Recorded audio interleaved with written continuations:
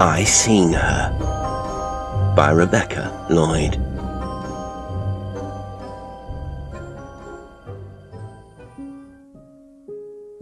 The worst of it all was that those two boys were once as close as bark to tree. I'd often seen them from my cottage when they were small, walking along the edge of the ridge, Jonas following Girdler and having to run a little to keep up with him. But the queer thing is, even though they have turned pure enemy, they still cannot live one without the other, and I'm guessing, despite their hatred, they will not part ways, knowing by instinct that sharing the burthen is crucial, if both are to keep their sanity, or, if it comes to it, lives. I had been aware how deeply troubled Jonas was for a good while, but it was not until he came to stay for a few months when he was about 16 that I was able to persuade him to talk to me freely.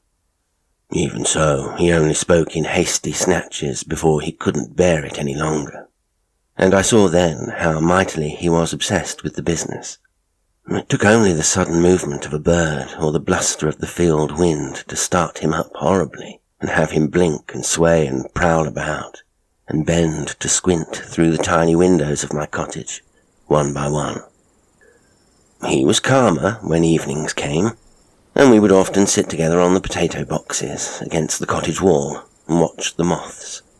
They came in great numbers to the outside lamp, the large pale ones, the flitting ones, and those strangely patterned, all blipping and banging in the yellow light. Do you remember when you were little, Jonas? How you loved every creature you saw, from the most awkward to those that might have been made by angels, and how you'd come to the house to show me the insects you'd captured, and how we talked about all manner of wonderful things. Yes, Miss Carver, I remember, of course, and we said it was often difficult to know if something had been created by God or the devil, and when we fell upon the notion that God and the devil might be the same, we lowered our voices, even though the nearest neighbour was, and still is, many furlongs away. Jonas turned to me, frowning. If ever there was proof of that, she is it. God and the devil being the same, I mean. When did you last see her? I asked. On the Monday gone, just after that misty rain down on the back road.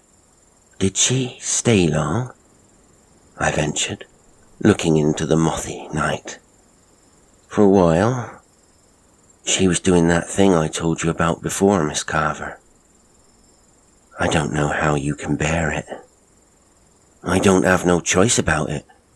You move only when she lets you. It's too hard to explain. And have you ever seen her at night? Night? No. I couldn't abide that, the devil help me, since God won't. We sat in silence for a while, watching the last of the light fade above the tall trees that crown the ridge, lining the road there, across from the fields proper. Do you think you will ever be free? I ventured to ask him, hoping all the time he would not rise abruptly and leave me out there in the night, as he had done sometimes before. You did not ask if I wanted to be free, Miss Carver, he whispered into the blackness. I turned to him. His hands were clutched in his lap, and his head lowered. You talk with such venom about her that I assumed you would. Only if Girdler is free too. I could not abide the thought of him near her without me, even if she is not really mine. Not really yours. Girdler knew her a long time before he showed her to me. 4 years or so. He took me to her for a corrupted reason, but I was too little to realize it. I knew Girdler too, although I had no particular fondness for him. He lived with his parents in the wooden house that looks like a half-stove-in shack, lying in the crevice of the earth between Lowering and Kiddlesteep. His parents were rarely seen in either this village or the other, and so on the occasions they did appear, they were noticed. They were thin as sticks, as was the child, Girdler. Their clothing was sombre and their faces grim. It made people uncomfortable. Some thought they followed a curious religion, but nobody could describe what it was or give it a name. Out of politeness, most of us went to their funeral. They died on the same day, when Girdler was around 20. Indeed, as he told us at the gathering, they died at the exact same moment. Jonas came in late and joined his grandparents at the far side of the church. He knew I was present, but he didn't look at me because he liked to keep our good but delicate friendship a private thing from the rest of the villagers. I recall a curious exchange between the two boys in the passageway by the church hall and the kitchen annex, as the funeral guests were leaving. They had not seen me, and I kept myself deliberately hidden in a shadowy recess, in the hope I could learn more about the things Jonas had started to tell me. "I thought that'd be the end of her when they died," Girdler whispered, "but she's still wandering hither and beyond, the same as before. And I don't know how much longer I can stand it, by God." "I know. I seen her too." "Where?" "Felon's Wood, on the back path this morning." "You're certain sure?" "I tell you, I seen her." "One of the clock?" "Around 7. That's when she was coming out of the bedroom where the mum and my father were lying dead together." "Do you think she killed them?" "Don't be a fool, Jonas. Of course not. They made her. I told you." "Well, do you think she knows they're dead then?" Girdler shrugged. "Who can tell? Anyway, damn them. Damn them to hell," he whispered. "All my life with that monster. All my life. You should leave Lauren. Go to the city. Get a place to live and a job, and I'll come join you." "Suppose she follows?" "I keep telling you, Girdler. You can only try it. You go, and I bet it'll only be me who follows." Girdler laughed. "And we'll never come back to this stinking place," he said. "That's for certain sure." "Not even our shadows come back," Jonas replied. "Or if they wanted to, we'd send them alone." I waited for some time after the boys had left before making my way out through the side door and taking the shortcut home. For the following few months, I know the boys lived together with Jonas's grandparents in that funny house on the corner, imprisoned by the giant hedge. Then before too long, Girdler did leave. He got on the bus that waits at the peak of the hill, taking with him a large suitcase and a rucksack. Jonas accompanied him and watched the bus pull away. For a while he did not move, but stared into the distance, shifting from one foot to the other, before turning and making his way back down again. He spotted me then by Arnold's field, where I'd been gathering cobnuts. "That's him gone all right," he said on passing. "You'll miss him," I called out. "No, it's him will miss Lauren more like. You see if he doesn't."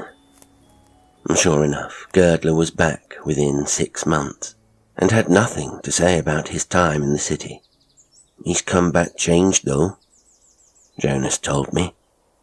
"He wants to know everything that went on while he was gone." I laughed at that. Whatever does go in Lowering or Kiddlesteep.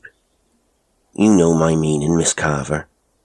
What went on between you and her? Is that it? Yes. So, what did? I seen her 67 times I counted, and I seen her in places I never have before, and she looked at me longer and more curious. I don't know if she was looking for him or not. He says he can't get her to look at him the same way she did before he went away, and he blames me for that. But he forgets something. What? That it was why he showed me her in the first place when I was 5 and he was 9. He wanted to find a way of making her pay more attention to him. He thought if she saw another boy, she could compare us and see him as bigger and better. He's angry with me now." "What's he saying to you?" "He says I've made her unfriendly to him. Says he hardly sees her, and she belongs to him by rights. He's gone back to his house to live to see if she'll slide in there. Says he's going to leave all the windows and doors open. Anyhow, there's not a bit of furniture left in that house. It was all took away." "But I thought he hated her." "Who says so?" I remembered then I'd got that impression while eavesdropping on the two boys. "Maybe I made it up," I said quickly. "But you know, you've never told me what she looks like, Jonas." "What would be the use of that?" "I'm curious. We've been talking a lot about her since Girdler came back. So what does she look like?" "I don't know." We were standing in my kitchen, and I was making bread. "Yes, you do, Jonas. You see her all the time. What does she look like?" I could see that he was struggling for an answer. "Well, it all depends on the light and whereabouts it is," he began. "If it's behind me, she can be black, like ink. And if it happens to get behind her, she can be faded." "Faded? That's the right word, isn't it? When a thing is hard to see and you have to screw your eyes up." I nodded. I was meaning more her face. "What does her face look like?" "But you won't ever see her, Miss Carver. Nobody but me and Girdler can do." "Can I not imagine her, though?" "For what?" "So that when you talk about her, she can come into my mind and help me understand what you are telling me." "That would be clever," Jonas said. "Her coming into your mind." And he laughed at the idea. "I don't think you'd like that, though." "So, what does she look like?" He thought for a moment, and I glanced at him. "Like a photograph," he said, finally. I walked to the little kitchen window that looked out over the fields. I'd been in Lowering for about 15 years, and I was familiar with quite a few of the superstitions the villagers clung to. I wondered if the boy's inability to answer me directly was a reflection of another superstition. Something along the lines of not speaking ill of the dead, perhaps. "What do I look like, Jonas? To you?" "Like you always have, Miss Carver. I don't get you. Suppose I disappeared one day and the police asked you what I look like. What would you say?" "Why would they ask me?" "Because you've known me since you were 6, and no one else from Lowering comes to visit me unless it's to sell me eggs or cheese or something. So the police might correctly say of everybody here, 'You know me best.'"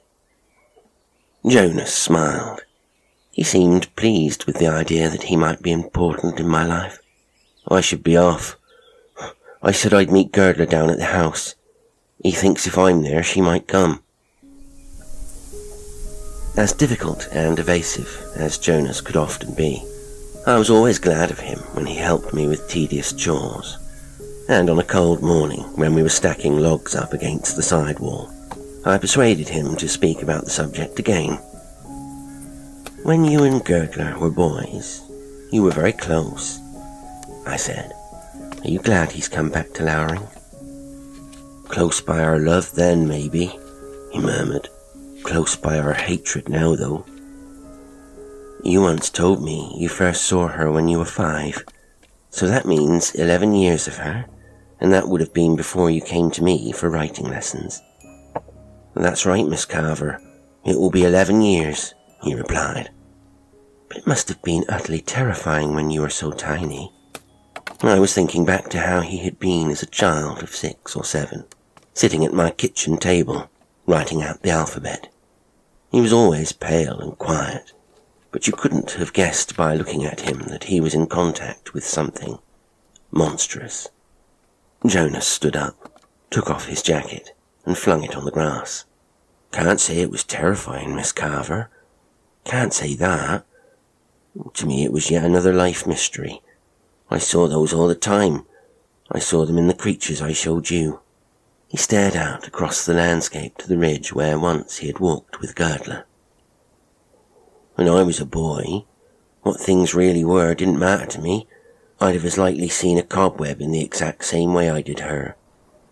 "She did not strike you as different from everything else?" "Can't say she did. No, I had only been alive for 5 years. I went to stand beside him. I knew he preferred at that moment not to talk to me face to face, but to throw his thoughts and words into the wind somehow, as if bestowing weightlessness upon them. "Where exactly was it that you first glimpsed her, Jonas?"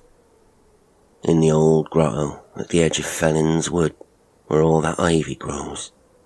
Girdler led me there, and all the time was telling me not to make a sound because sudden noise.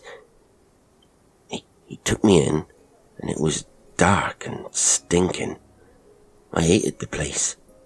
She was in a corner, standing up, and when she saw me, at least this is how I remember it, she did that repulsive thing and bent a little, as if she was too tall to see one as small as me, and peered all over my face.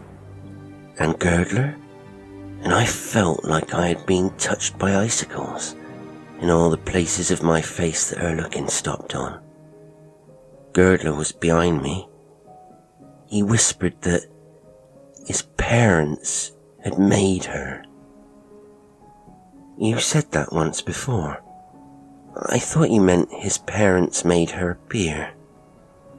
Jonas laughed. "You mean like a ghost or something? That'd be funny." "Made her go into their bedroom, for instance," I said. Wasn't I the fool? No sooner had I said it than I remembered I'd overheard it when hiding in the niche by the church kitchen.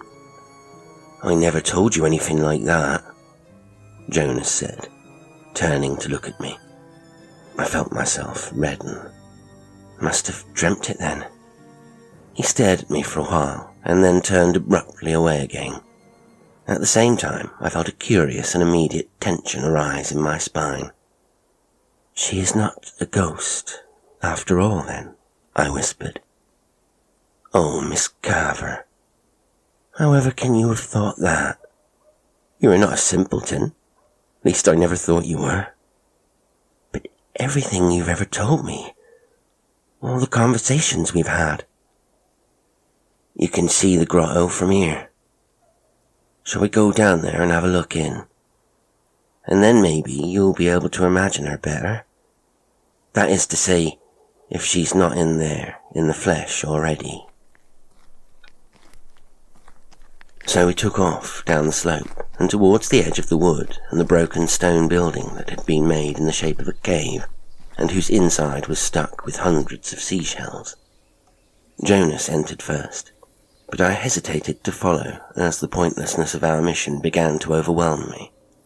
I was sure I'd have been as likely to be able to imagine the entity that had plagued him most of his life, while sitting in the warmth of my kitchen, as I would be outside on a shabby grey-clouded day, gazing into a Victorian folly. "Come on, Miss Carver. Nothing in here to affright you. Nothing at all," Jonas called out. The inside was damp and dark, and ferns were growing there in great profusion. It smelt merely of vegetation. "You told me it smelt bad, Jonas," I whispered. "I did when I first came here. It smelt like fish does when it's been lying in the sun too long." I felt myself shudder.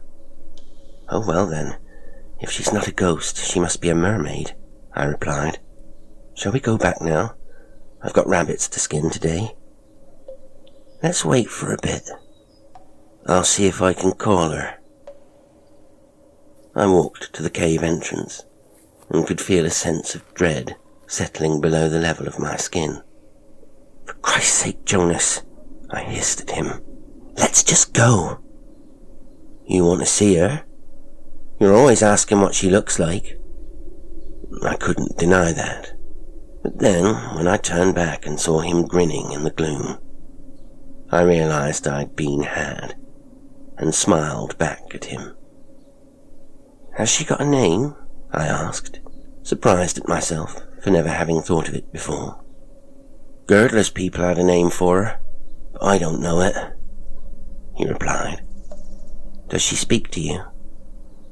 Jonas came to the cave entrance, and so I moved out onto the forest path to encourage him to join me, all the while looking about as if the thing we seemed to be conjuring up between us might actually materialize. No, can't say I ever heard her speak, but that's no birthing. We began to walk back home, and I was glad. Somehow, the excursion had made the woman more real to me in a physical sense, but still I could not picture her. What about Girdler? What of him? Does he have the same experience of her as you do? We were up on the steep path through Fellin's Wood, and I was a little out of breath. I don't know what that devil sees, Jonas muttered. Nor do I care. He can go to hell along with his nasty old people for all it means to me. I said no more about the subject that day. I had lately learnt from Jonas how fiercely competitive the boys were about her. One was as likely to claim he'd seen her up in Stone's paddock, while the other swore that at the exact same time she was at the bend of the road where the big tree straddles that boulder. One has her with hair standing up on end, while the other says it's flowing. One has her eyes looking straight at him, and the other seeking, but not finding him. When Girdler stepped out onto the path in front of me, I knew I was being waylaid by him, knew he had been waiting for me to enter the overgrown track between the two fields a good way past Lowering. The working day in the village had not yet started, and I was out hunting for field mushrooms, and Girdler was a long way from his house. I put down my basket to give me a second or two to catch my breath. Good day, Girdler, I began. You're abroad early. I had not seen him close up since the death of his parents, and I was struck by how gaunt and agitated he was. You look as if you could do with some field mushrooms to breakfast on. Will you help me find some? My request flustered him a little. I was wanting to talk to you. I saw you come up here from the window of my house, and I came around the short way to catch you. Is Jonas staying with you? I have not seen him now for 2 weeks or so. Girdler let his eyes wander over me, and for a moment or two, my spine tingled. You're like a mother to him, ain't you, Miss Carver? He said. He likes you mightily for that. I like him too. I've known him since he was 6. He tells you a lot of things, and you don't stop him. Now I was fully uneasy. A lot of things, I answered. Maybe. Why would I stop him? Girdler looked upwards into the bank of clouds and considered my question. You would stop him if you knew he was a liar, he said, after a while. I glanced across the field to our left, as from time to time people walked their dogs there, but it was empty, and so was the bumpy field on the other side of the track, where I hoped to find the mushrooms. Let's go, I said. The sooner you gather mushrooms on the morning of their rising, the better they taste. As I began to stride onwards and past him, I saw on his sallow face a curious lopsided expression of anger and fear and longing that I couldn't get the measure of. You hold the basket, Girdler, and you can have half of what we find. Do you have eggs down at the house? There's nothing in the house except my sleeping bag.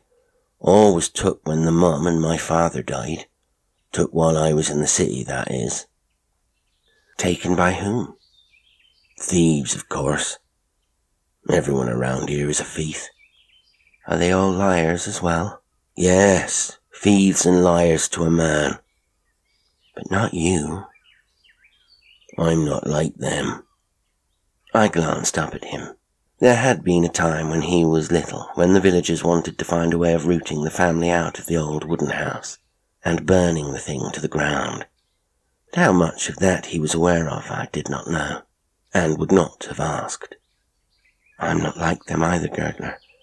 I wasn't born here, and I don't know all their ways of doing things, and their fears. But I'm thinking you know all our ways and fears. Me and Jonas, I mean, because he told you everything, you being like a mother to him. I could not decide if he was asking or telling me. So we walked on for some minutes in silence across the rough grass before I could bring myself to speak again. I really am sorry about your parents, Girdler. I expect it's good to have Jonas for company. Otherwise it'd be lonely in the house now.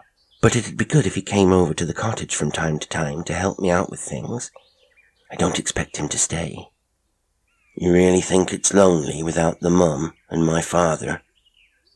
I shrugged. I'd imagine so. Jonas said you liked to do imagining, which is why in the end he had to tell you everything. Is it true? What, Girdler? Is what true? That you know it all.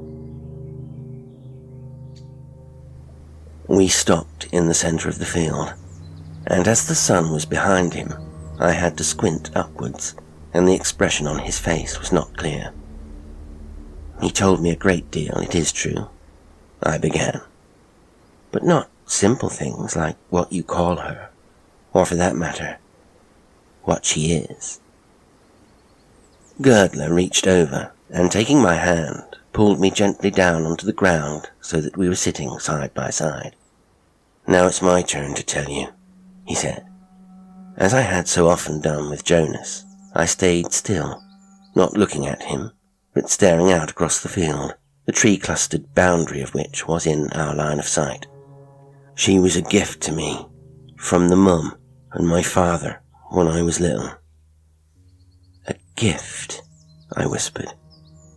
Yeah, but to my way of thinking, she was really a gift to them, because once they'd made her and let her loose, they didn't bother with me.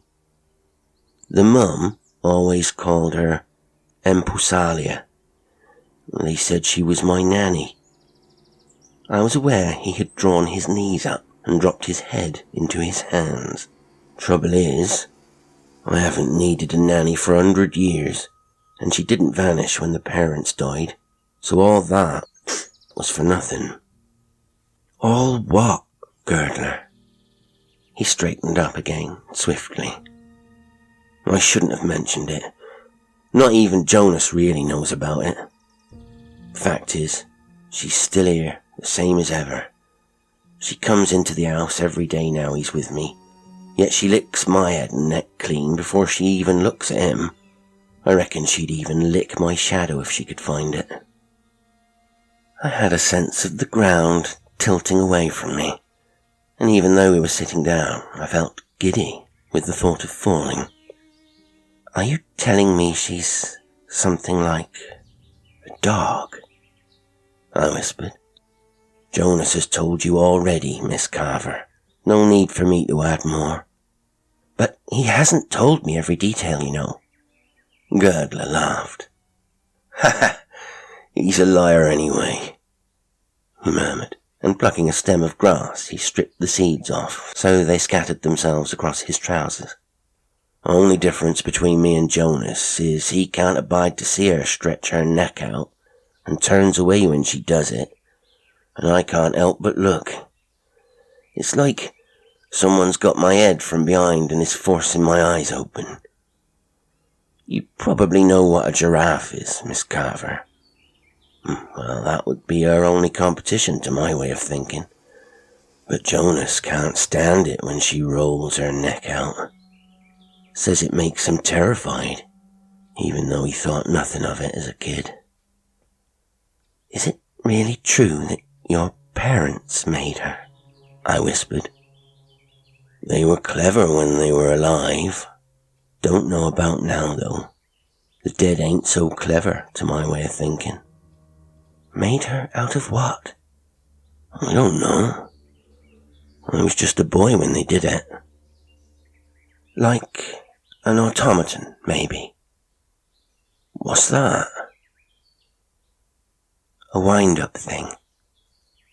Girdler laughed as carelessly as Jonas had done when he'd realized I'd been thinking it was a ghost, and standing up, he brushed the grass seeds off his trousers and told me not another thing about it.